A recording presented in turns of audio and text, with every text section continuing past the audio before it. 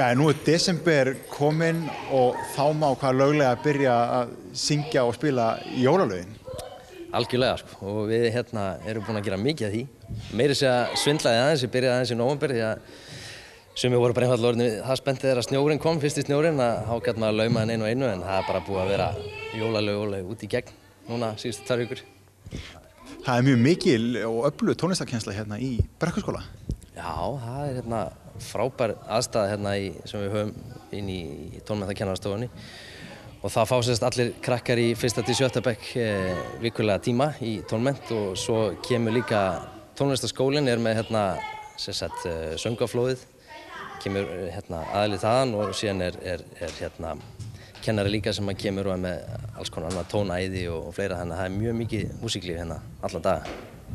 Og sér það á krökkunum að það komi mikill spenningur og þau hreinlega eða á göngunum. Já, algjörlega. Það tengist líka svolítið þessar upptök, en það er alveg maður finnur að þetta bara magnast. Það var og allir komnir í alveg dúndur jólaskap og hafa gaman að syngja jólögin, þannig að þetta er alveg frábær tími að vera bara að hafa gaman í tímum og leika og syngja jólalög á fullu. Eru þið ekki viljúri í desember til þess að taka þátt? Þetta eru lög sem allir kunna?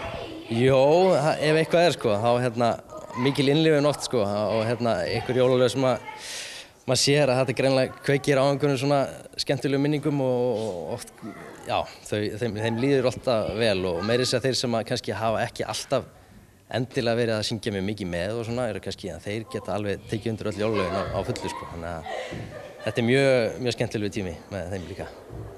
Jólalögin sem þú ert að kenna, velurðu þín uppáhaldslög eða hvernig velurðu lögin? Nei, ekki endilega mín uppáhaldslög Þannig að en eitthvað svona sem að höfða til þeirra, bæði ný og gömul, náttúrulega kynnið fyrir svona þessum gömlu íslensku og síðan bara líka þessum svona poplögum sem eru svolítið vinsæl síðustu ár og þau hafa hlustað mikið á í útvarpinu, þannig að það er svona mjög mikilvægt að taka líka lögum sem að allir bara hafa virkilega gaman á að syngja og kunna mig vel og þannig að þau fáið svolítið svona útrás í söngnum, þannig að maður er ekki alltaf að læra eitthvað nýtt og þannig.